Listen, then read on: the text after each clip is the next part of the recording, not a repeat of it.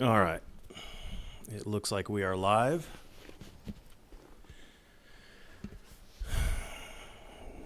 Have a good view of my control panel right now. Enjoy it.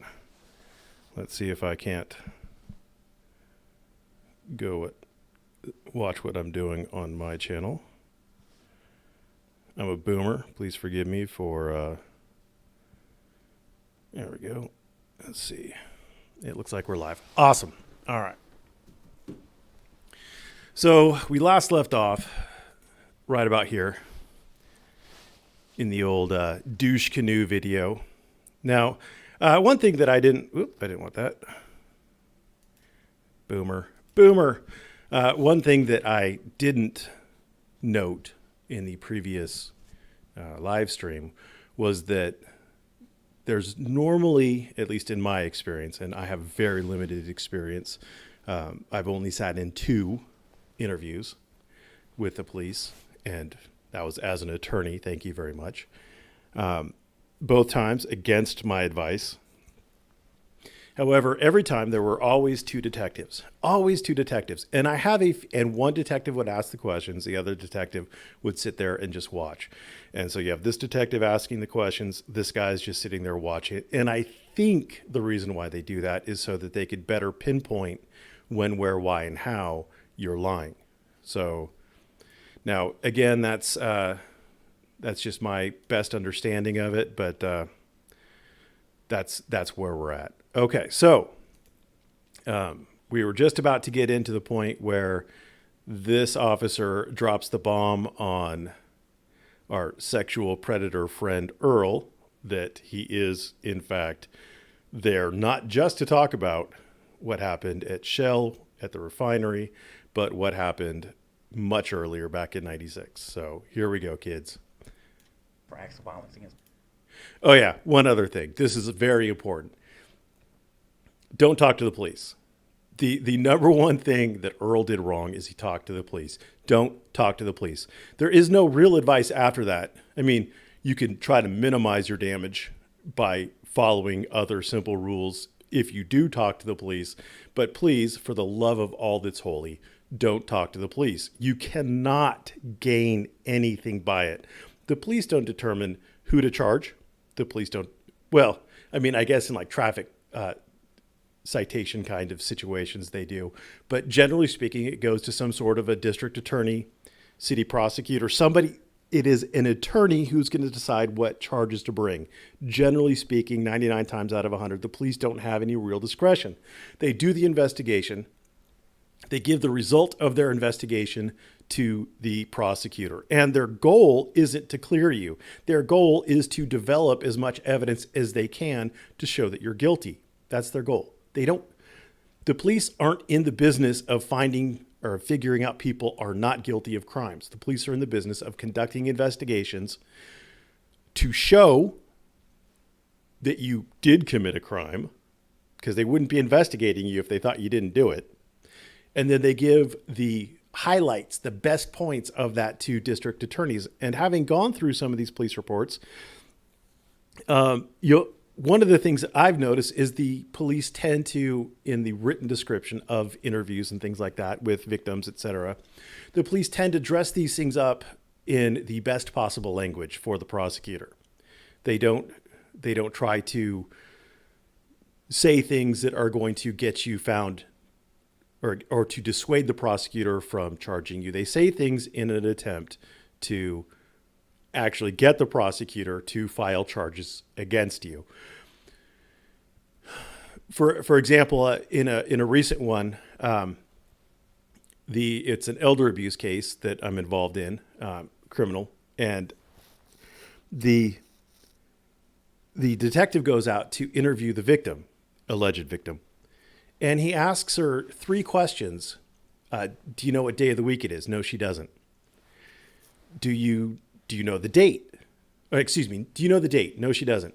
Do you know the day of the week? She says, oh yeah, it's Tuesday. It was in fact Thursday. And then, do you know who the president is? And this particular interview was conducted back when Trump was still president. And so she said Trump. So she got 1 out of the 3 questions that he asked basically to establish that she would be a reliable witness. Right.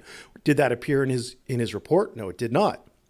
Did that color his decision on whether or not elder abuse had occurred? No, it did not. So I'm just saying, like, there is no reason to talk to the police. It's a long-winded way of saying there's no reason to talk to the police. Never talk to the police. Don't talk to the police. Don't try to mitigate your damages by following simple rules after you do talk to the police. Just don't talk to the police. Okay, now that I've said that, let's go. People that have necessarily harmed me.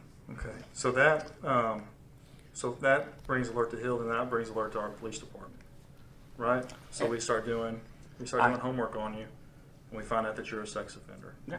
Okay. So then we start doing a little bit more digging on you because they start to build like a file on you because they want to get to know you, right? Like you said. Well, your intel division is building a file on me for the Fusion Center. I know how it works. Go ahead. Yeah, well, not at the Fusion Center. I've heard of the Fusion Center. In other words, the Fusion Center isn't the bogeyman that Earl wants it to be. It's just a place where the feds and the local cops coordinate. That's it. They share information, they coordinate. It's not the bogeyman. Sorry, Earl. You know what I'm saying? So, and then they find a report made by Pasadena Police Department regarding 1996. The reason why you didn't hear that is the officer was naming the victim. So he is telling Earl that we found this report about you sexually assaulting your daughter back in 1996. It's in regards to indecency with a child. Back when you were living on Telephone Road. Were you familiar with that? I am familiar with that. It was cleared by Pasadena PD after I took a polygraph. Cleared by Pasadena PD after I took a polygraph. Again, giving him information, letting him know you're lying. Look at this guy's face. I mean, it's hard to see it, but he's like, oh, shit, you're a fucking lying sack of crap. You took a polygraph for him? I sure did. Someplace. You took a polygraph for him? I sure did. Uh-huh. Yeah. This guy knows you didn't, dude. Why are you lying? He's literally looking at your file. Out on Spencer, what they were using at the time. Did you hear? Let's back up a little bit because I don't know if you heard the I don't know if you heard that little cracking in his voice, but let's back up. It was cleared by Pasadena PD after I took a polygraph. Listen for the voice crack. I sure did. Listen. Someplace out on Spencer, what they were using at the time. Someplace out on Spencer that they were using at the time. Yeah, dude. Everyone's buying what you're selling, brother. I don't see anything in the report about polygraph. Yeah, it happened. But go ahead. Okay, well, so But go ahead, ask me questions. I can't wait to answer them. Go ahead. I'm assigned this case. I have no idea who you are, so I start reaching out. And what they tell. So he has no idea. He doesn't really care, but he sees this report, so he starts reaching out to who? To the victim. I know Earl wants to think that this is Deer Park PD coming after him, but all Deer Park did was say, hey, victim, did this happen? And victim was like, yup, sure did. And here we go. Tell me is they made the report to Pasadena to a detective, Kelly Reed. Okay. He does a forensic interview. She discloses in the forensic interview that you pull her pants down and touch her vagina. That's what every good father does, right? Okay. In this forensic interview. All right. Now, I don't know what a forensic interview is. That sounds very official. I bet it was the officer sitting there and tape recording it, but who knows? Well, it happens when y'all are living on Telephone Road back in 96. It's referred to HPD for follow-up. There's nothing about an interview or a polygraph or anything in here. Okay. And I reached out to Detective Kelly Reed, who has since retired, and he says he doesn't remember anything about the case because it was just referred. Now, is there a different case out there in Pasadena? Oh. No, that's it. This is it? Yeah, I know exactly what it is. Okay. So we reach out to HPD, and they don't have any. It's like the case fell off the face of the earth. So one of the things that officers like to do, by the way, just so you know, is they're not really gathering information on you. I mean, they are, but these officers have gone through this case file. See, this guy he's just watching Earl like a hawk. But these guys have already gone through the case file. They know the answers to the questions that they're asking. I mean, maybe they'll get new information out of it, maybe. But 99 times out of 100, they're just asking a question that they know the answer to. It was made through CPS, so CPS may have the file. It says CPS was not involved, and it'd be easy to corroborate that information. So I'm tasked with reaching out to. All right, so Felipe is helping me out here. He says a forensic interview is a structured conversation with a child intended to elicit detailed information about a possible event or events the child may have experienced or witnessed. The purpose of a forensic interview are, one, to obtain information from a child that may be helpful in a criminal investigation, et cetera, et cetera. I believe, since this particular incident happened back in 1996, the child at the time is now an adult. Obviously, that was 24 years ago, so the child is an adult. So there you go. Is my math right there? Yeah, 24 years. Time flies when you're having fun. That's the initial case, but yeah, she's changed her name. She's moved to North Dakota. She's discharged from the Army, all that good stuff, right? So she reaches out. I talk to her, and she vividly remembers it. She remembers you doing it. She remembers you pulling her pants down. She remembers.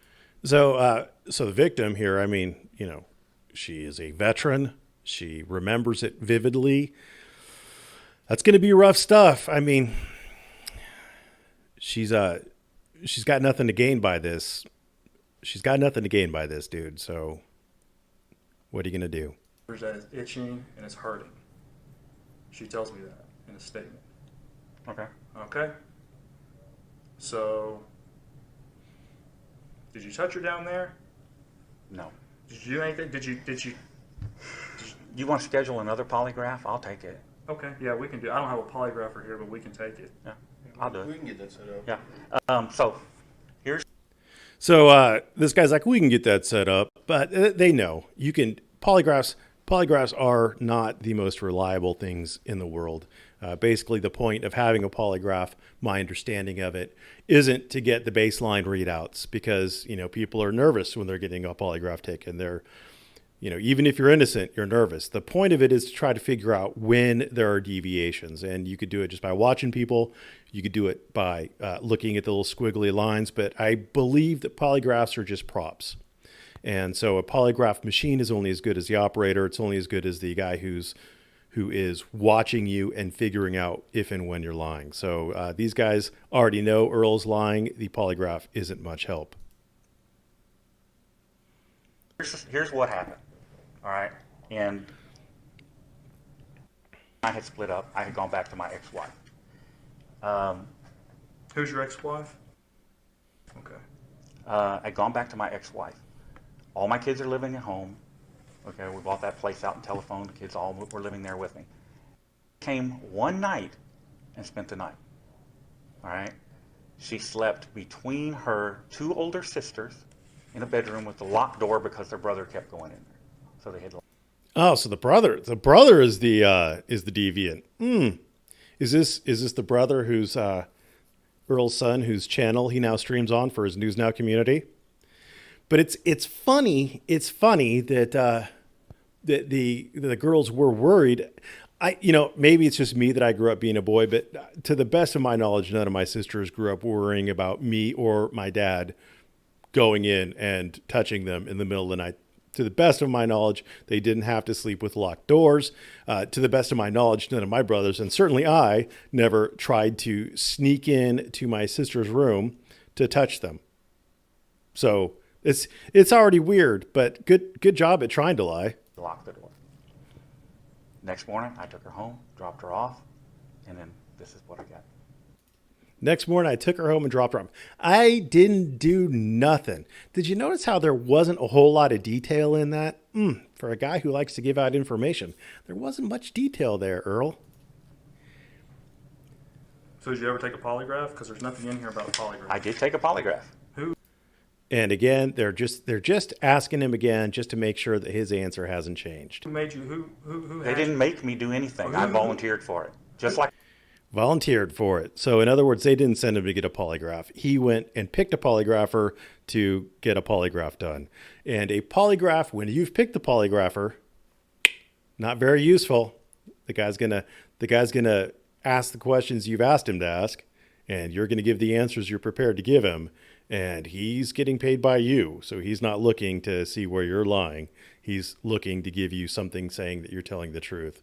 Like I'm volunteering for it now. Who had you take the polygraph, though? Which Pasadena PD. It was Pasadena. Yeah, Houston. Nobody else was ever involved. It was all Pasadena PD because it had occurred. They thought it occurred in Pasadena. Okay. Okay, but it was actually City of Houston. Do you remember who did the polygraph? I know it's a while ago, but it's not something you do on a regular basis, so it may have stuck in your You're head. talking 30 years. I don't remember. Goad? Only 96, that was 20 years. Was it 96 or? See, this guy's just, mild correction. Just it's 20 years, not 30 years. Okay. Goat and Associates? Goat and Associates? I don't remember. Okay. Honestly, it's a selection of And Pasadena PD had you do it, or did a I volunteered. Pasadena PD scheduled it, and I went and took it. I didn't pay for anything. They paid for everything. I didn't pay for anything. Yeah, and there's no record of it, but Pasadena paid for it. No, dude. I've seen him pass something around about him passing a polygraph. I don't know if he posted it on Discord or what as proof that he didn't do it, but it was a polygraph test that he had set up and paid for and selected and given the answer or the questions to. So it's useless. It is not worth the paper it's printed on. So to answer your question, that's what occurred. And after that, because of that allegation, I made sure that I was never without supervision. Do you know why she would say that? Any motive at all here, Earl? Just give us a motive. I can give you conjecture all day long. Okay? She had a relative that lived with the mom that just vehemently hated me. So now it's a relative that lived with the victim's mom who hated Earl. And that's why the daughter now 24 years later, this was 2017, so 21 years later, is saying that Earl pulled her pants down and touched her privates because a relative hated Earl. I'm buying it. I mean, that's every time I have a relative who hates somebody, I always throw out sexual abuse allegations. And the original detective... Who was the relative? I don't remember her name. So just some random female relative. And, I don't know who it is. Who it is. Inside the car. Okay. Yes, so she goes by. It's her cousin, I believe it is. Anyway, she vehemently hated me. And was aware of the sex offender stuff, so of course, that's what they're going to try to use to go after me. That's what I'm after. That's what they're going to use to try to go after me. So again, because the relative hates Earl, then his daughter is obviously going to talk about sexual molestation by Earl. Congratulations. Yeah. Just because she hated me. Just because of the flat out hate? Yeah. Nothing else? Now, the officer from Pasadena, after I took the polygraph test and I sat down and talked to him again, I'll take your word for it, he said to me that it could tell that he had been coached. Wait. Her cousin, I believe it is. Anyway, she vehemently hated me. And was aware of the sex offender stuff, so of course, that's what they're going to try to use to go after me. That's what I'm after you. Just because she hated me. Just because of the flat out hate? Yeah. Nothing else? Now, the officer from Pasadena, after I took the polygraph test and I sat down and talked to him again, I'll take your word for it. There was a weird glitch there. I don't know what happened. But somebody must have said something, and there was a jump in the counter. Don't know what's going on there. But Earl makes sure that he doesn't just make one mistake by talking to the officer. The first time, he makes sure to talk to the officer a second time. Now, why the officer wasn't there at the polygraph, I don't know. He said to me that it could tell that he had been coached. So I hope he wrote that in the statement, but that is what he said, and he told me, he says, I'm not going to do anything else with this. Well, okay, so the officer may have actually said that. Again, again, I've only sat in on a couple of these. I've only talked to a few officers about them, and every time the officers have always said, you know what, we don't want to do anything about this. We don't think that this is worth going after. We don't think you did it. This and this. We're just trying to cover our bases. No, I don't think you did it. And then the next thing you know, there's a charge filed. So the officer may have actually said to Earl, we don't believe her. We think she's being coached, because that's what Earl is telling them. And they want to make sure that he's relaxed and he's not running or trying to mess with witnesses or destroy evidence. They want to make him comfortable. They want to make him feel like he's not in any danger, so that he continues to talk, so that he doesn't spoil the game. And that was the end of it as far as I was concerned. Okay. I don't see any documentation about that.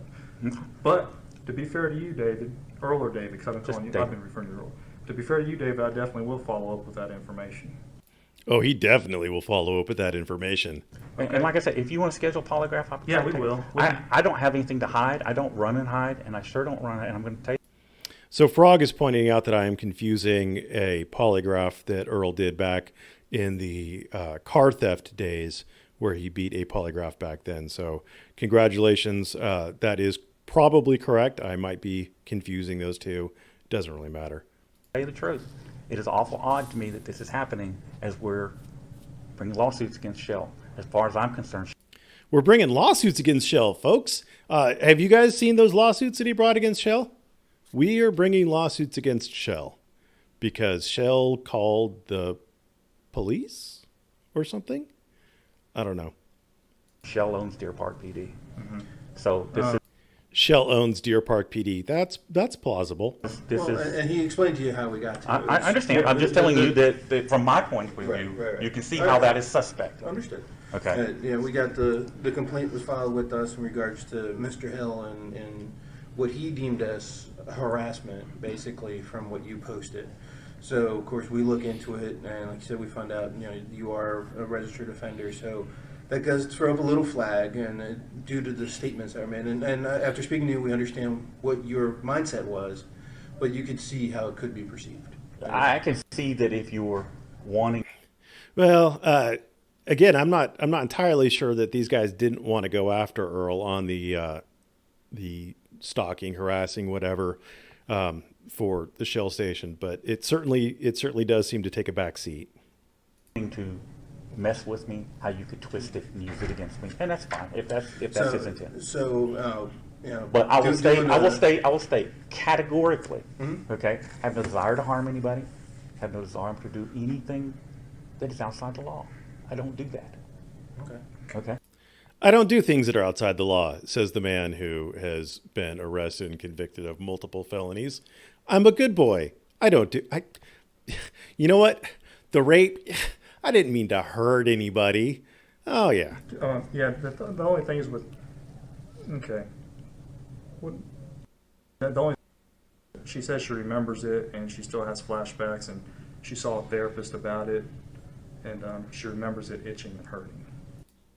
She saw a therapist about it.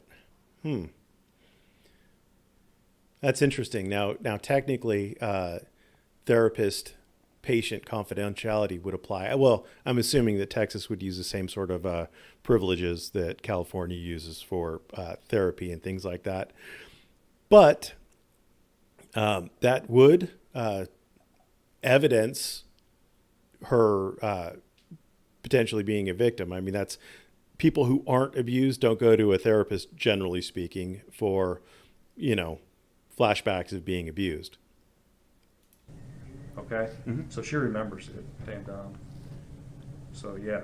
But, did you do anything, like give her a bath or anything No. in the trailer? Did No. you change a No. pull-up? Did No. they have pull-ups back then? Nah, I think they did, but no. Okay, did you change your pull-up? I think she was old enough she didn't wear diapers then. Okay. Yeah, but So you Yeah, see, Earl's a good boy. He doesn't molest his daughters when they're still in diapers. He waits till they're out of them. didn't change her? No. Why? Okay. no. So he didn't change her. I mean, the officer's trying to give Earl some excuses for why he may have touched her groin area. And, you know, it's reasonable. Maybe he just wiped wrong or something. Yeah, whatever. Finger accidentally slipped. Sorry. Yeah, so the officer's trying to... I got to get that image out of my head now. So the officer's trying to give him reasons, excuses for doing what he did and, you know, why he would be down there. Earl just flat out rejects them all. Earl did absolutely nothing. Never even went close to her. Didn't change her. Absolutely. Well, she's not. saying she remembers it. She saw therapy for it, and this and that. So, you got any beef with any of your other daughters? Yeah, I got it. Why would Earl have beef with his daughters? Doesn't that just... I mean, it's such a perfect little family unit. Why would Earl have beef with his other daughters? My oldest daughter. What's her name? What's your beef with her? Just, we don't get along. I divorced the mom, and then some of my relationships with some of the kids are, yeah. Okay. Again, it's nothing to do with Earl. He just divorced mom. I mean, you know, Earl's a good boy. All right, because I talked to her, says that some of her other daughters made disclosures of abuse against you as well. They have. Some of your other daughters have made disclosures against you as well. And Earl chirps merrily, they have. For fuck's sake, man. Oh, God, I forgot how fun this video was. I much prefer the Nazi parts. Right. So, tell me about how you used to drill holes in the wall and look at her into the shower. I have no idea what you're talking Yeah. about. Yeah, you used to fondle her breast. No. And when she was 17 years old, you found out she had a boyfriend. You know, I remember the drilling holes. That's okay. You know, that's gross and creepy. But Jesus, man, whatever's going on, I am assuming these victim statements are true again, because literally, what do they have to gain by this? I mean, what do they have to gain by it? She was 16 years old, and she had a 33-year-old boyfriend. Okay. So you Well, see, like even that in itself, 16 years old with a 33-year-old boyfriend, 17 years old with an older boyfriend, any way you slice it, there is something broke down in that family unit. And, you know, Earl's the sex offender, so I'm going to guess it has something to do with Earl.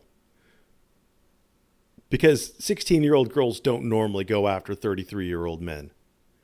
So what did you do to her to break her, Earl? found out that she had a boyfriend, and then what was that? Tell me about that. We don't have that incident. Well, there was a big blow up. We had a big blow up over it. And she went and stayed with her grandmother. Okay. That's it. Because she Had a big blow up over it. And she went to stay with her grandma. told me that you went into her room and she asked if she was still a virgin. Pretty much says you're gonna have to No. give your virginity to me before your boyfriend. No. Oh, for crying out loud. Okay. This is fun. No. No, No. no, because when I talked to her about this, she started crying. Uh, It stuck with her. You know, it's stuck with them. It's stuck with her for a long time, and I can't imagine why it would stick with her. This guy right here, he's rubbing his fingers together. He is comforting himself. I've interviewed a lot of people, and you can tell the emotion come out, man. You know what I mean? You can tell the emotion comes out. So these guys have been there. This guy is very uncomfortable with it. That's why his fingers are rubbing together. He's comforting himself. I have no explanation. Okay. It's crazy. Earl has explanations for everything, but now he has no explanation. There are a lot of things that I've done wrong in life. Mm-hmm. And unfortunately, the good that I do doesn't make up for the wrong. What good? What good have you done, Earl? What good? Like name the good thing. I would love to hear about something good that you've done. Oh yeah, that's right. He stopped a rape. That's right. Credit where credit is due. When he was working as a security guard, he ended up stopping a rape. So, yeah, good for him. Okay. But for what you're asking about, okay, no. What about beef with any of your other daughters? Because more daughters are going to have issues. Yeah, it's just I'm wondering. In Earl's mind, does stopping a rape cancel out the rape that he committed? The rape that he was convicted of committing? Because according to the police chief, who was a detective at the time, who investigated it, apparently there was a bunch. There was a bunch, not just one. I mean, I don't get along well with most of my kids. Is there a reason for that? Well, I spent most of my life Is there a reason for it? Yeah, it's because you fucking touched him inappropriately. in and out of jail. Wait. He just spent his life in and out of jail, but I thought he was hunting Nazis. Wasn't he hunting Nazis? Let's listen to that again. Because I'm pretty sure he was hunting Nazis. I mean, I don't get along well with most of my kids. Is there a reason for that? Well, I spent most of my life in and out of jail. In and out of jail hunting Nazis. Cheated on their mother. They're all very close to their mother. And I spent a lot of time cheating on their mom. Okay. I spent a lot of time cheating on my mom, so my daughters all accuse me of trying to touch them inappropriately. And so there is. What about Yet another daughter who is leveling accusations, apparently. any beef with her, problems with her, or anything like that? I don't speak to any of my children except for. Okay, so So now he doesn't speak to any of his kids except for somebody or the other. But didn't he start doing stuff for one of his daughters? Almost like he, is trying to bribe her or something into not testifying against him or something like that. Hey, I'll make you famous. I'll shout out your YouTube channel. You can get all my subscribers and start making a bunch of money if you just don't testify against me. whenever I go and her husband and her children, and we sit down at her house and I start inquiring into you and all this and that, she starts to get pretty emotional, can't really make eye contact with me or anything like that. She tells me, I remember when he used to drill holes in the thin wall at our trailer so he could see Brandy shower. It's weird and it's stuck with me. Okay. Two daughters independently corroborating the wall drilling.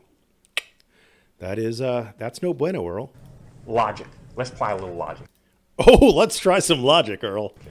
So if you've got you see somebody drilling holes in the wall to peep into a shower, what are you going to do if you're a kid? Not take a shower? I would tell my dad, but then again, my dad wasn't a fucking pervert. So I don't know. I don't know what you do if you're a child who is stuck in a trailer with a rapist that has a gun fetish. I don't know, Earl. You tell me. Are you not going to go tell your mother? Are you not going to go tell Well, they did the tell her person mom. that? Sharon told me that they all disclosed it to her. Oh, wouldn't you tell Mom? Apparently they said they did tell Mom. Huh. That's how I found out, because the way it is, I contacted about this. Okay, and I said, okay, well, who was living with David at the trailer at the time over there on Telephone Road? The girls? Okay, Yeah, the kids. girls. Was like, well, he was living with his ex-wife, or I think they're still currently married, or something like that. Named. So I contacted, and it don't miss a beat. Literally, 30 seconds into the phone call. Oh, I won't put anything past him. He's Didn't miss a beat. sexually abused all of our daughters. Sexually abused all of our daughters. Oh, damn, son. Damn. Apparently, no one has your back here, Earl. Let me guess. This ex-wife is just mad at you for something, or maybe one of her relatives is mad at you, so she's accusing you of molesting your daughters. They told me about it. So Okay. your logic, let's apply your logic. They did tell their mom. Your logic failed, Earl. When did they tell her? Huh? Apparently they didn't tell her when it was going on, or Are they scared? I don't know. You're asking me for conjecture. Well, I thought you were offering the logic, Earl. Okay, I can't give it to you. All right, I am telling you, didn't happen. You know, if you want to grab it and run with it, then do what you got to do. Okay. Oh, they will. They will grab it and run with it, Earl. Don't you worry. I mean, don't you think that? I mean, it's kind of odd, Yeah. because we're not talking to them, at the same time. Just talking to them one at a time. Everything else, we're getting kind of consistent storyline. Consistent, or in Earl's case, consistent storylines. Okay. If this is what they said, then that's what they said. Talk too. So she's about to get married, and she says it's too rough on her. She doesn't want to ruin a happy time of her life. One daughter wouldn't talk to him because she didn't want to. Now, why? If she had nothing bad to say, Earl, let's play your logic game. Let's play your logic game. If the daughter's getting married and she has nothing but happy thoughts about you, Earl, why would it ruin a happy time in her life to discuss you? Talk to her. I mean, What's she going to tell me?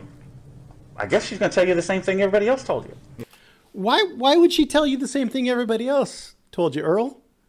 It seems like you know that. It seems like you're on the ball with that one. Maybe it's because it happened. Maybe. You ever wonder? I mean, don't you remember when Earl was talking about his case a lot, and he was telling you that the DA didn't want to proceed, the assistant DA didn't want to proceed, but she was being forced to, and all the evidence pointed to Earl's innocence, and it was going to get dismissed just immediately. And here we are, over a year into it, and it's still going on. I wonder why that is, Earl. How about you apply some of your logic and tell me why your case is still going on, why you're set for trial? Yeah. They all seem to be telling the same story. Yeah. They all do seem to be telling the same story. That's the problem, Earl. So what? there you go. What's the truth behind it then? I mean, why? I mean, when you have multiple people telling a storyline that's consistent, usually that means that there's going to be a certain degree of truth in it. Usually it does, Earl. Let's apply that Earl logic. So from your and that's one of the things we're asking you for your side. Watch his little the clipboard over right here. Watch that son of a bitch bounce. And we could just go by what they're saying and be done with it. But And then you we tell me- want to talk to you because we understand that you're a person who's proud of what he's done and what he's doing. Like you said, you're out there trying to make a difference and make things better with what you're doing. So knowing what we've learned about you, that's the type of person you are. So we're having these allegations that are coming up against you and being brought on by your own children. And they're kind of starting to be consistent. So there's a common thread. So knowing that, we want to talk to you and say, okay, there's got to be a degree of truth. There's something happened somewhere. And want to give you the opportunity to explain it to us. We're giving you the opportunity to confess, Earl, is what he's saying there, because there's truth in there. So that this way we could say, okay, we've talked to David. This is David's side. We talked to the girls. This is the girls' side. Because you know how the saying goes. There's three sides to every story. There's her side, his side, and the truth in the middle. So we want to get your side. We want to get an understanding. Where are they coming up with this? What happened? What was there? I mean, maybe you did drill holes in the wall in the trailer, but maybe not to spot taking showers. Maybe there was a legitimate reason you drilled holes in the wall. We don't know. A legitimate reason you drilled holes in the wall. Oh, Lord. Well, there's a problem with that. I mean, obviously, there's no legitimate reason to drill holes in the wall, but if they get Earl to admit that he did drill holes in the wall, then, everything starts to come apart for Earl. They're just trying to get him to talk. But you live there. You're the one who was there. So you could explain it. We can't. We're trying to figure it out and piece things together from, like you said, almost 20 years ago. It's been my experience that when everybody tells the same story, because witnesses always tell a different version. Witnesses always tell a different version. That's interesting. When everybody's telling the same story, somebody's rehearsed the story.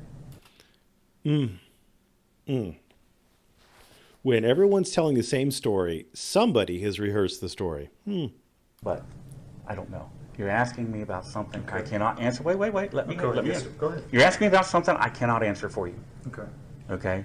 Now, regardless of that, what are we talking about here? Are we talking about the girls, my kids? Or are we talking pick a direction? Aren't they and- both your children? They are all my Okay, children. there yes. we go. But I'm saying, what do you? We're talking about your daughters. Well, let's go back. We're talking about your daughters. We're talking about all of them. That's a weird distinction to try to make, Earl. Why does it matter which daughter that's made the accusation? Why does it matter which daughters you're talking about? Apparently, they're all making the same accusations. Me that she was dating a 33-year-old, correct? And she was what, 16 or 17? 15, I believe. You told me Oh, you 15 now. 16 earlier. I think I said 16, but I Yeah, believe okay. 15. Come on, we'll go back and do the math. Okay. Okay. Did you Tomato, Did you right? report that or do anything about that? We talked to the police, Houston PD, about it, but it didn't go anywhere. Okay. Did you? Okay, so you find that, you think that's wrong for him to do that? A 33-year-old dating a 16-year-old or 15-year-old? Yes. Do you think it's wrong for a father to molest his kids? You do? Yes. Okay, then why did you do it? Then why'd you do it? Didn't do it. I know where you're going with this. Yeah, who, Was almost 18. she was 17. So yes, almost 18. Why'd you lie about her age to you? Why did I what? Why'd you lie about your age to her? So apparently Earl was dating someone else who was 17. Earl said, "Oh no, she's 18." And then this guy's like, "Well, why'd you lie about her age?" Because apparently Earl was doing the exact same thing that he just accused his daughter of doing, I guess, in the reverse. But you get what I'm saying. She says that she was 17 years old. Home, listen, working at the Dairy Queen.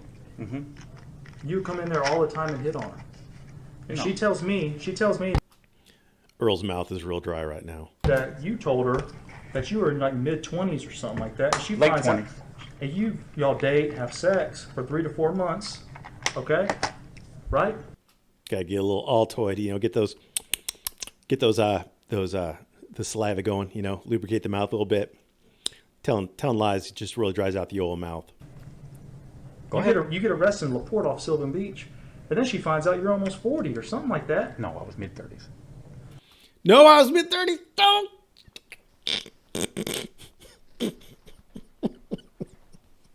Oh, Lord have mercy. 17, 35, Yeah. 16, 33. You think a 33 on a 16-year-old is wrong, right? Well, yeah, it's illegal. 16 years old, juvenile, 33 years old. But didn't you do the same thing? Technically, age discrepancy-wise, lied about your age to her. I did. Earl is a congenital liar. And she was almost 18, and I didn't go in there. Wait. She was 18 or she was almost 18?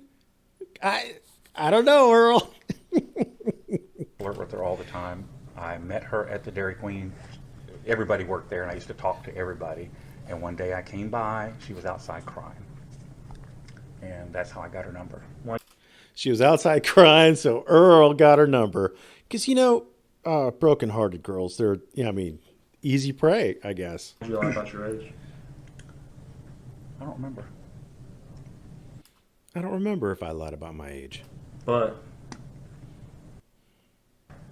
a 33-year-old, you think it's wrong.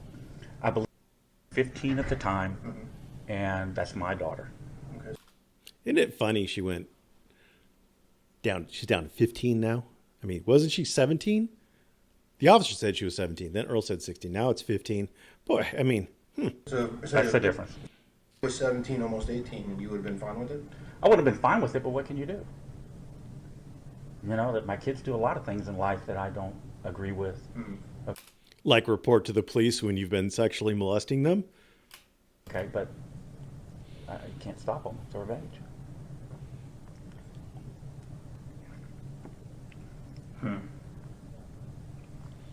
Just saying, yeah, all these people are coming out like you're saying. They're all having the same story. You can either look at it one or two different ways. Yeah, They don't all have the same story. they conspire. Well, then you just They don't all have the same story, says Earl, because Earl was present for the testimony. Tell me that. No. The Well, they're consistent, consistent. since There's a all lot the of consistent consistencies. statements. All the consistent statements. They're not consistent statements. Wait a minute.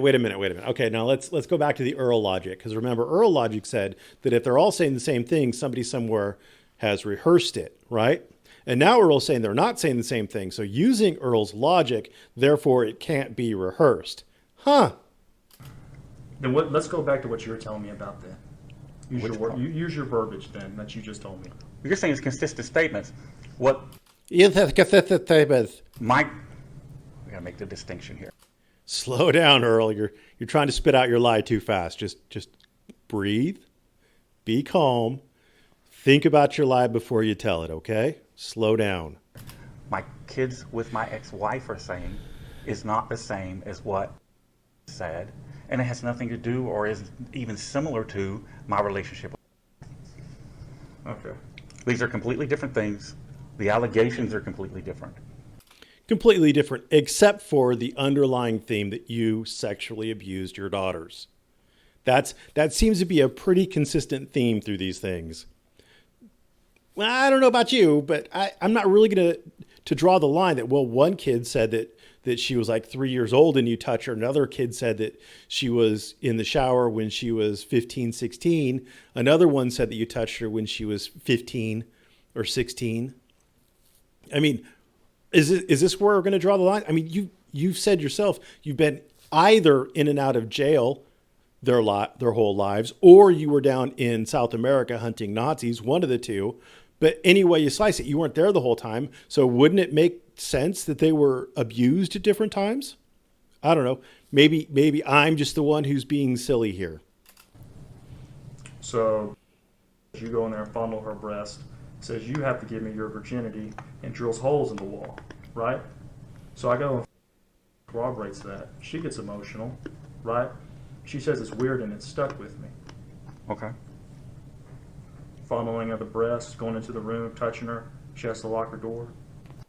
It's a disclosure. The one time she goes over to your trailer, it's already happened. One time. All it takes is one time. It's She no, it got happened touched. She got touched. at the trailer. Yeah. That's what she said. Yeah. Mm-hmm. Yeah. But I was never alone with her. But I was never alone with her. Not I didn't do it. I was never alone with her. How could I have done it? I was never alone with her. She was That's there six- for a weekend, right? No, she was not. She was there for one night. One night. One night. Okay, well. One night she and- remembers it. Listen, she remembers it. Okay? It's stuck with her. All right? She has flashbacks. She joins the Army. She can't even sit in the shark training. She tells me, I got to get out. I can't listen to it. I saw therapy for it. And we're getting therapy records too. Oh, and they're getting the therapy records too. Oh, I mean, it's terribly sad that she had to go through it, and it's terribly sad that she had to get therapy for it. But I saw that therapy thing come, and I knew they were going to do it. Oh boy, oh boy, oh boy. Ooh, I mean, talk about adding to. I mean, it shows that she went and got therapy for it before any of this, and she has nothing to gain. But I mean, that just goes to the whole credibility of the witness right there, boy. So we'll get her therapy records and see what she told the psychologist. Okay. All right? And I have to contact these people because I'm tasked with that. Taft. Right? It's not You understand what Taft means, right? like they're like, you know what? I really hate David, Dad. Let's go make up some allegations and report this to the police. Then turn around and contact this Detective Reed and tell you this is what's happening. Not 30 seconds into the interview. Oh, I wouldn't put anything past him. He did it to my daughters too. I contact. Tells me you want to fondle her breast. Starts when she's 14 years old. You drill holes in the wall. You want to take her virginity at 17 years old, right? Okay, so I'm like, okay, well, you know what I mean? To be fair, let's talk to the other daughters. So I go find a. I got a. Sits down, gets emotional, can barely look, and she's like, "Yep, I used to watch him drill holes in the wall so he could see." It's weird and it stuck with me.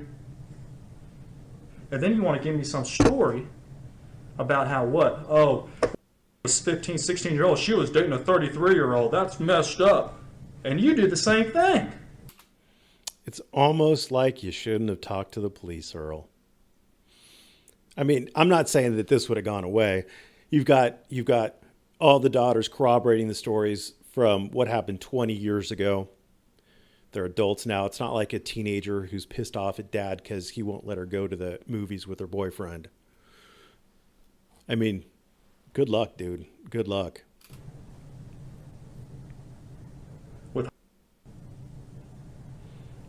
And then you want to tell me you took a polygraph. There's no polygraph in here. There's no polygraph in there. You know, one of the things that the police are good at is documenting things. I mean, they might not give you the documents, but that's what they do. They document. They document who they talked to, who was there, the time of day. I mean, have you ever looked at a police report? I mean, they have a lot of information in a police report just by habit. And these guys are all paper pushers, these detectives. And if they are going to send you to get a polygraph test, there will be records of it. I mean, theoretically, it could get lost, like apparently this file got lost. But, I mean, you're starting to push the bounds of what is potentially, of what is potential, of what is possible when you're suggesting that multiple things happen on the same case file.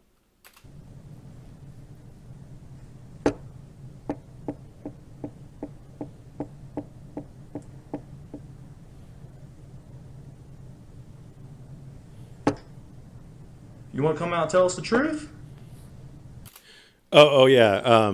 That is a good point Felipe just made. So one thing that Earl stated, and by the way, for those of you asking, Earl is News Now Houston, a.k.a. David Warden, a.k.a. Dave Warden as in prison warden, which is spelled differently than W-O-R-D-E-N.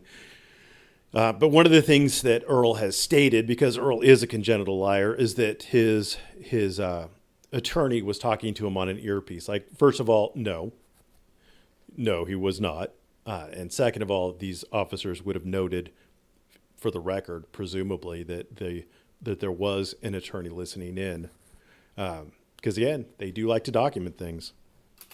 Huh? So I go back to your daughters that you abused? Let them know, you know what, he's sorry. He apologized. He apologized. How sweet.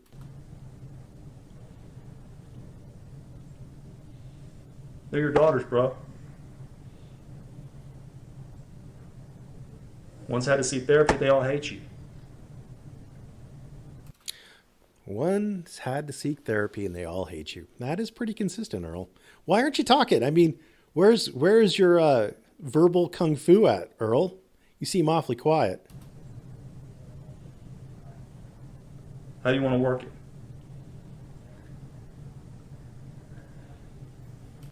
But how do you want to work it? In other words, the cop's looking for a confession at this point. We've got you, is what he's trying to say, hoping that Earl will admit, because, you know, this would be completely the worst time to admit. You don't want to admit crap unless you have an attorney who's negotiating for you to get you a deal. If you admit to everything before your attorney has negotiated a deal, then you get nothing out of it except a much faster trial, I guess. Lord. You have no idea what I did with Lee.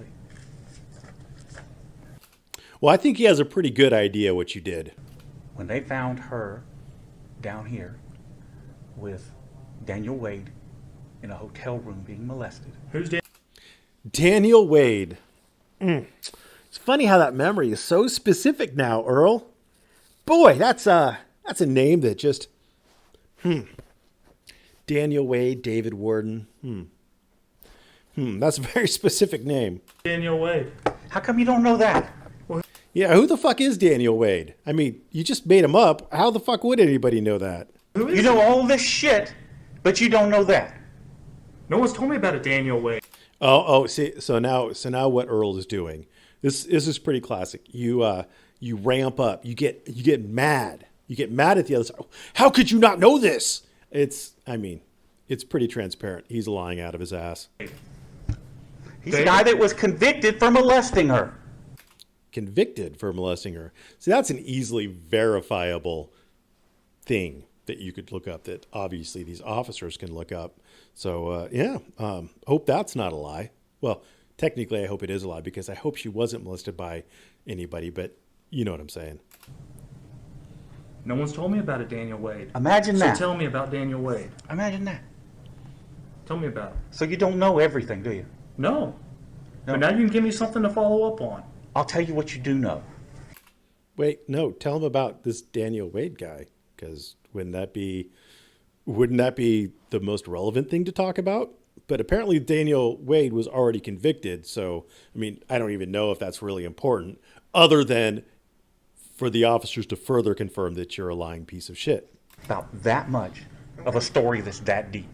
Well, tell me about Daniel Wade. So I thought, wait, now the story is really deep. I thought nothing happened with the daughter who's accusing you of having touched her in the night, locked herself in the bedroom between her two older sisters. I thought you never spent any time alone with her. What deeper story could there possibly be? And remember, these people were just saying bad things about you because some ex-wife's cousin or somebody was mad at you or whatever. I don't really know. But now it's a deep story. Oh, you had time to think about it, apparently. so I can get that high up. All right, fill us in. Daniel Wade moved in with after I moved out, ostensibly as a babysitter. He developed now. Keep in mind that this occurred after I got out of jail this last time. Okay. So After you got out of jail last time, not after hunting Nazis the last time, but after you got out of jail last time. it was '04, somewhere in there. Okay. Somewhere around '04, which would be about 15 years ago by when this was recorded. No, '04, 13 years ago when this was recorded. Okay. I forget what happened. Had some other guy living there with her. Daniel Wade's just there as the babysitter. Do you remember his name? So mom and apparently some other guy living there with Daniel Wade, who's an older fella who's a babysitter. Okay. Name or anything like that? Daniel Wade. No. No, not the the, other the, guy. the other guy. Wait, 2004. So if the kid was around 3 in 96, that would be about 8 years later. So the kid would be about 11. All right. Was married to him. You can ask her. Okay. Okay. Wait. Did I miss something? She was married to him? Some guy was living there. Now she's married to him? 38, 52. Let's go down to 38. I forget what happened. Had some other guy living there with her. Daniel Wade's just there as the babysitter. Do you remember his name or anything like that? Daniel Wade. No. No, not other guy. the other guy. Was married to him. You can ask her. Okay. So he was just living there, but now she was married to him. Okay.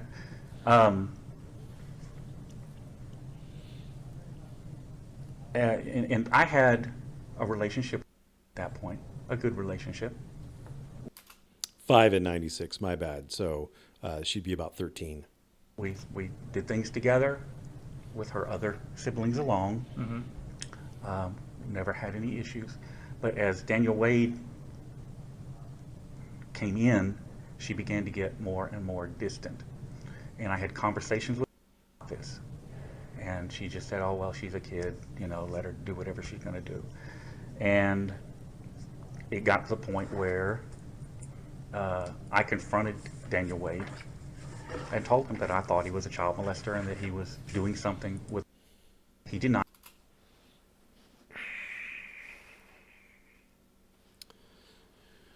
So Earl wasn't living there.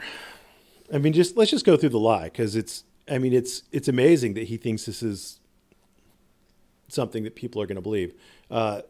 Mom is married, and another adult male is living there as a babysitter, because there are so many adult male babysitters, live-in nannies. It's just, you just find them all the time, especially in Texas, especially in the kind of socioeconomic circles of people who live in trailers. So, so mom and stepdad are there, and kids getting more and more distant. It has nothing to do with the molestation that's happened between Earl and her, but it's because of this male live-in babysitter. And Earl, of course, assumes, just because, I mean, that's what you do, is you just assume that a dude is molesting your daughter because she's growing more distant. I'm not, I mean, I guess, if that's the best you got, Earl, but you should have thought about this. I mean, you knew you were coming in for the interview. You should have planned a little bit better. But I guess they kind of caught you by not telling you that you were actually in there about molesting your daughters and not about the Shell refinery. Denied it. I asked. She denied it. At that point, I was cut off completely. No more contact. Okay. All right. Pasadena PD picked up. They had some kind of fire at the house, and I'm getting no information Now there was a fire at the house. from her mother. I was cut off from everything. Cut off from everything, but you knew about the fire at the house. Pasadena PD, they had a fire, and they were all staying at a hotel. Pasadena PD rolled through the hotel, running plate numbers. So that's a lot of information that Earl knows. Earl knew that there was a fire. Earl knew that they were living at a hotel with, obviously, with the male babysitter, because that just makes sense. And Earl knew that Pasadena PD rolled through running plates at the hotel. I mean, that's very specific. Came up with somebody had a warrant. They went and knocked on the door. They found Daniel together. So they ran a plate. They ran a plate. They got this Daniel, they got his background or something. And they got a warrant because he had something outstanding. How old was Daniel? Late 20s, No, when this happened. 13, 12. Wait, so now this happened in 2013 or 2012. So, okay, well, let's do the math again. 2013, that would, if the daughter was 5, so 5 plus 4 to get to 2000 would be 9. And then 13 would be 20. Wait. What?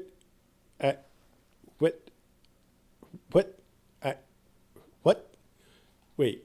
Hold on. 2012. So let's say it's 2012. That'd be 12 plus 5 plus 4. That's still 21. I don't. What? Oh, Jesus, Earl, you're terrible at this. 2004, you said? Yeah, 04, 05. He's convicted. He's on sex offender Oh, I must have misunderstood. The child was 12 or 13. It was in 04, 05. list. Funny, nobody mentioned that to you. No. Why would they mention it? First of all, it didn't happen. And second of all, the guy was already convicted. What are they going to do? Look into a crime that's already been solved? I mean, that doesn't make any sense. And what does this have to do with you molesting your daughters? Wow. So and this is part of why we're talking, because No, what you you're have what more you're talking to insight. me to is to try to get me to trip up because you're trying to build a case. I know what you're doing. I got it. Then why the flippity flop are you talking to him, Earl? Because they've already gotten you to trip up. Okay.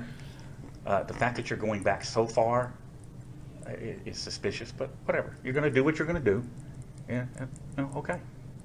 It's suspicious that they're going back that far. I mean, they literally laid out for you exactly why they're going back that far, and there's no statute of limitations on it. So what are you going to do?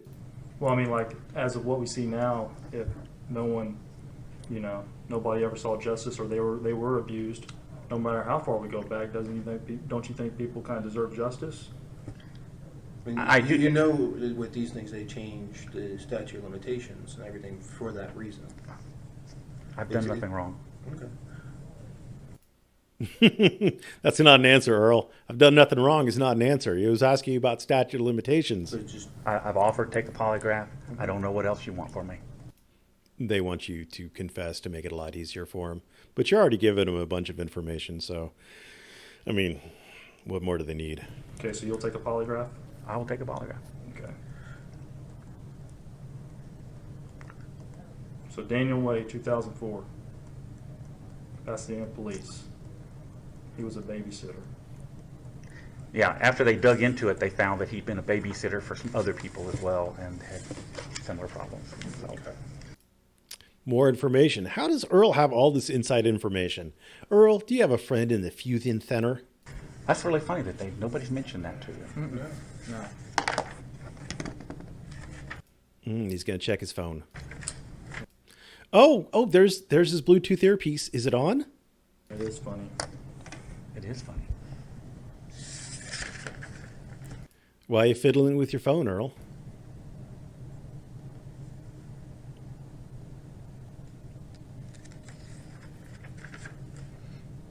Any other information that you want to give us? Any other information that you want to give us? Earl's like, well, let me think about this. There's probably some more I could say. So what happened with the situation? You said you went and talked to to HPD, and then they kind of didn't really do anything. They had That's funny. Someone saying his full name was Eric Daniel Wade. Obviously it wasn't, but same initials. Good job. a unit come out and Break it off with this guy, or she's seeing this guy? no, she went and stayed with her mother, who only lived a few blocks away, and my older brother. And they ended up getting together at some point. She was sneaking over there to see him. If I think about his name, I may come up with it, but at this point, it eludes me. Wait, what are we talking about here? Other information that you want to give us? I missed that. I'm sorry. So what happened with the situation? You said you went and talked to HPD, and then they kind of didn't really do anything. They had a unit come out and Break it off with this guy, or she's seeing this guy? no, she went and stayed with her mother, who only lived a few blocks away, and my older brother.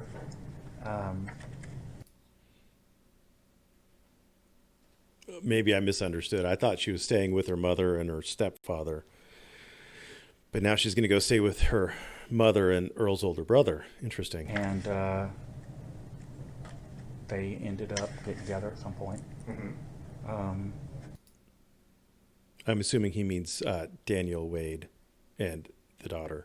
She was sneaking over there to see him. Okay. Oh, now, okay. So, all right. So, daughter was staying with not her mom and not her stepdad, with the live-in au pair male babysitter. And then she went to go stay with her real mom and Earl's older brother, but then she would sneak out over to not her mom's house to liaison with Daniel Wade, the live-in. Okay. I mean, it all makes sense. It all makes sense. If I think about his name, I may come up with it, but at this point, it eludes me.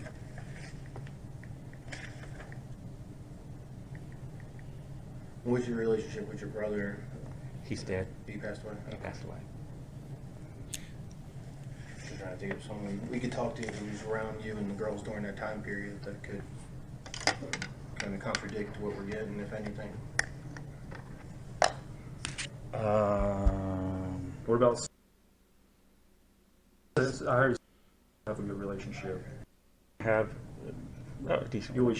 She sees you on like Father's Days and stuff like that. Not on Father's Day. Oh, hey, a daughter who actually has a good relationship with him. She has a kid of her own. They spend Father's Day, but I do see her and talk to her. Yes. Okay. Well, she doesn't want to talk to me for this, but I want to talk to her because I want to get her opinion and her take on everything too. You know what I mean? Do you think you want to let her know that we've talked to us, that you've talked to us, and have her call us? What, you want me to tell her to talk to you? Ask her. Ask her, don't tell her, of course. Don't tell her. Come on. Felipe points out that Earl's older brother was arrested for being a child molester and killed himself. There is yeah, that's sad. I mean, I wonder what kind of childhood Earl had to turn him into the person that he is, and his brother, etc. I mean, I'm wondering if there was shenanigans going on in Earl's childhood. It's her own again, free will, but I mean, if she is willing to talk to us, we would appreciate it. We definitely. I will ask her. I will tell her it's okay if that's what she wants to do, but beyond that, she's a grown adult. She does what she does. Apparently, somebody's correcting it that it was the younger brother who was the chomo who killed himself. So, don't know. All right. Well, we'll work on getting that polygraph lined up for you, okay? Okay. How many sons you have? Just one, two, three, 4. 4? All right. Earl was spreading his seed far and wide. How'd you meet? Man, that's a long time ago. Oh, your memory's failing you, Earl? I think her sister introduced us, if I'm not mistaken. Her sister? Yeah. Where'd y'all meet at? Through her sister. Through her Met sister? Met at a party. Oh, at a party. Okay. Again, that's a A long, long time ago. You know where I was in '96? 4th grade. My dad always told me, you don't look that young. Neither of you really look that young. That's kind of rude. Come on now. Yeah, no, David? I'm just saying. I'm just saying. I was a senior in high school. But I can tell you that my dad used to tell me that when the cops start, you're young, you're old when the cops start looking like kids, and more, I am seeing these damn little. They look like freaking high school kids out there. My dad never talked to me about, you're old when the cops start looking like kids.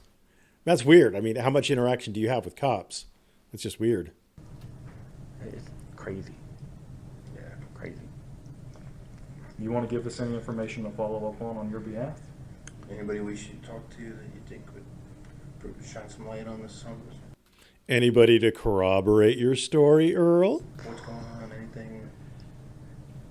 At the time this occurred, we tried to isolate the kids as much as possible.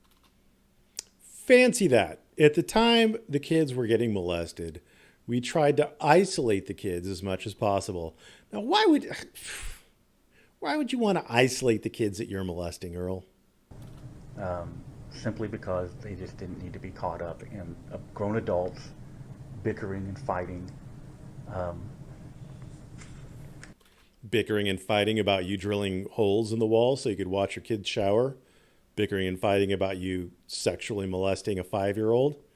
Bickering and fighting about you sexually molesting a 15 or 16-year-old? I mean, seems like there's a lot to bicker and fight about, Earl. Shouldn't you have been spending that time hunting Nazis in South America? And so maybe now in retrospect, that was a mistake. I don't believe the police ever interviewed the kids. They were content to, like I said, to interview me and take do the polygraph. And again, the detective, I'm hoping he wrote it in that file, said that. Yeah, we'll follow up and look into it. I'm just saying Because if you did one, there should be a report of it somewhere. So we may have to have. he Pasadena specifically get it said archived. he could tell he had been coached. Again, cops can lie to you. Cops will lie to you.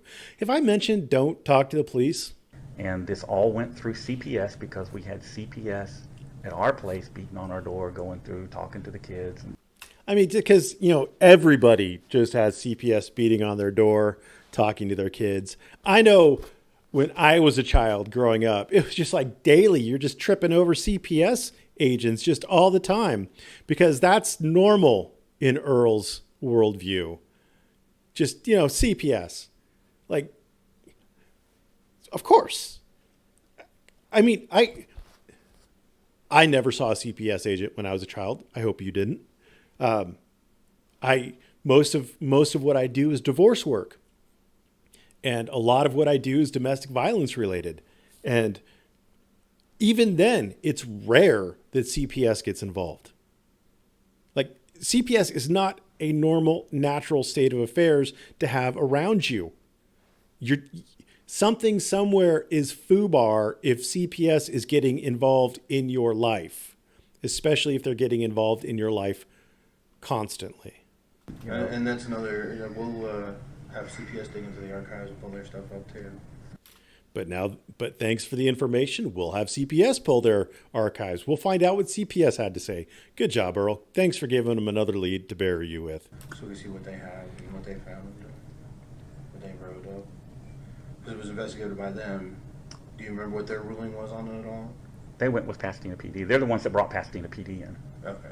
So CPS thought it was important enough to bring Pasadena PD in to start a criminal investigation.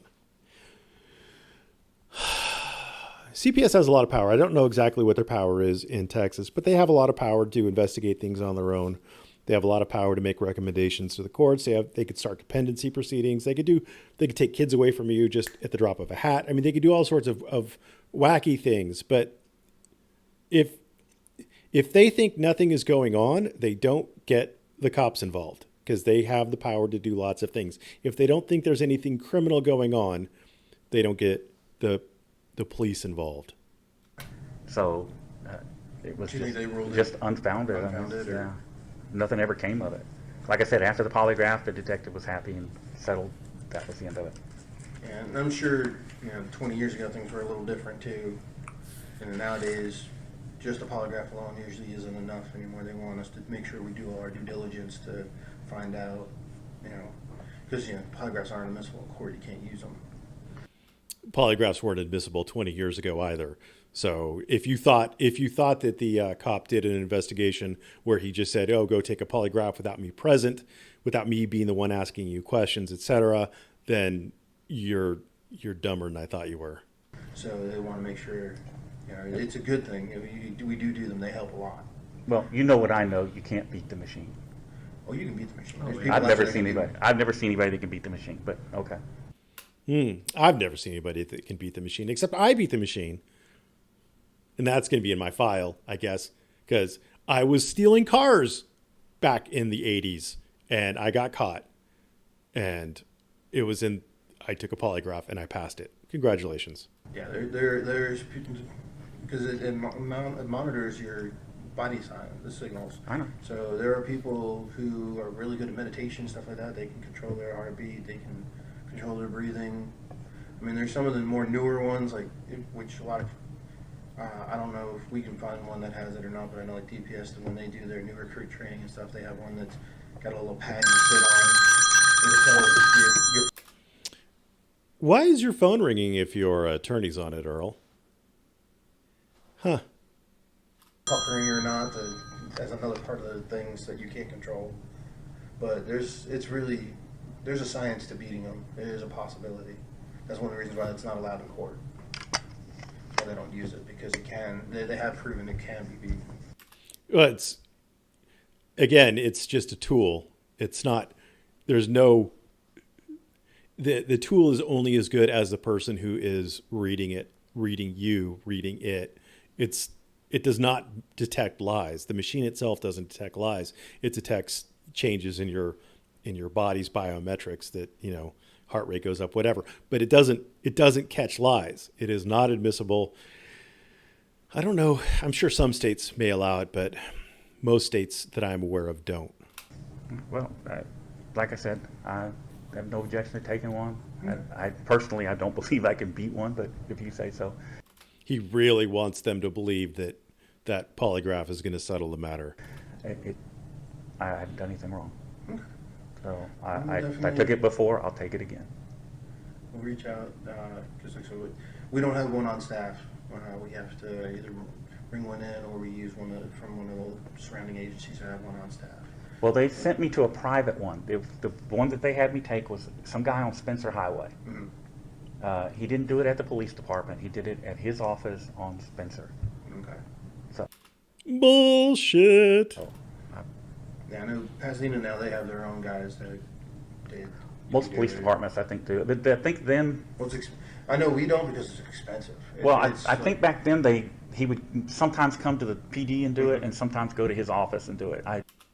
Man, that's just all the specific information that Earl wouldn't know. Like, why would Earl know the habits, the general custom of the polygraph examiner? Makes you wonder, huh?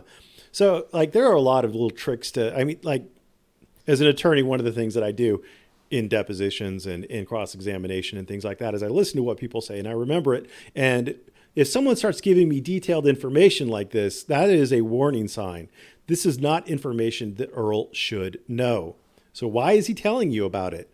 Well, it's because people believe that when they're telling a lie, that if they throw in some extra facts, then, you know, obviously he can't be lying if he knows about this, and it seems reasonable, so he can't be lying. Well, guess what? It's a sign he's lying. I don't know. Okay. Because they weren't sure. I remember when they initially talked about it, they weren't sure about where it would be at, whether it would be there or his office, and ended up being I his looked office. into it once.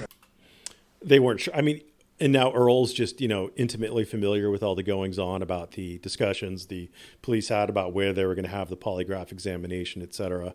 The curiosity, it's like a 9-month training course, and then you have to do so many per year to maintain your license, and so it's very expensive. Not only just the equipment, but the training and everything. So there's a lot to it. So that's why I think I know Pasadena's got two or three. I think LaPorte has one, and we don't have one. We had one years ago, and they never. After he was done, they decided we're not. Well, you should call LaPorte and ask them if their guy could do one. I'll run over there right now. Oh, he is so eager to get a polygraph. Boy. We'll have to schedule it with them and find out. But we'll get it set up. I trust LaPorte PD. I don't trust this PD, Okay. but I trust LaPorte PD. Okay, we'll try to get LaPorte to do it for you then. Why do you trust LaPorte PD but not this PD? That's fine. I got no objection to it. What else can I do for you? No, sir. Thanks for coming in and talking. Yeah, we appreciate it. All right. If you decide you want to arrest me for something, give me a call. I'll come in and surrender. Okay. You don't have to come beating on the door. People get hurt that way. Yes. Okay. People get hurt that way. Why, Earl? You don't have any firearms, do you? Convicted felon? People get hurt that way. I mean, knocking on the door, somebody's going to get shot? I told you, I'm not trying to hurt anybody. I also don't People get hurt that way, but I told you. I'm not trying to hurt anybody. want to get hurt. Yeah. So you let me know. I'll come on and surrender. Okay. So, Don't come to my house because you might find something there. That's what I'm hearing. Don't come to my house because if you arrest me in my house, then you could get the search incident to a lawful arrest where they take a gander around. You know, obviously they're not going to open anything up or move anything, but you know, they'll take a little quick peeky poo. You know, if they see something that might give them, probable cause that there's some illicit substances maybe, or maybe some firearms that a felon shouldn't have, then they could get a little warrant or something maybe. No sitla. sounds good. All right. Okay. I will talk to Sarah. I make no promises about what she'll do. Oh, there was a name there. That's not good. So all we can do is just ask. Yeah,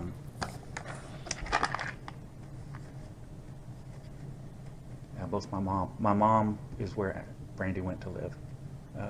My mom. I lost my mom in '03, and my Oh, brother Jesus. that was living there lost him. Oh, So they're bad, both gone. bad editing. I didn't know those names were in there. I apologize. Yeah, sure.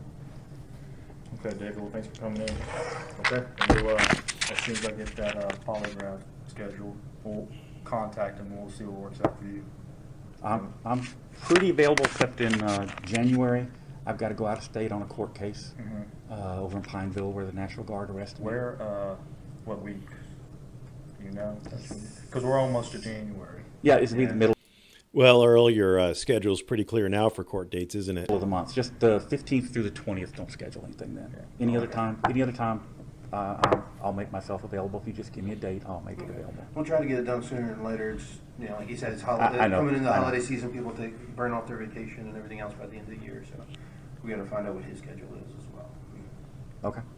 All right. Give me a list of questions. When you're ready to do the polygraph, give me a list of questions. I'll submit them to my attorney, get his approval on them, and then give them back, and we'll do it. Sounds perfect. All right, guys. Thanks, David.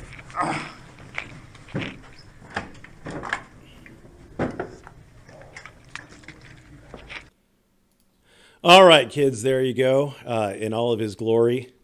That's what Earl did for himself and for us. Make sure that you never, ever talk to the police. Thanks for watching. Have a great afternoon.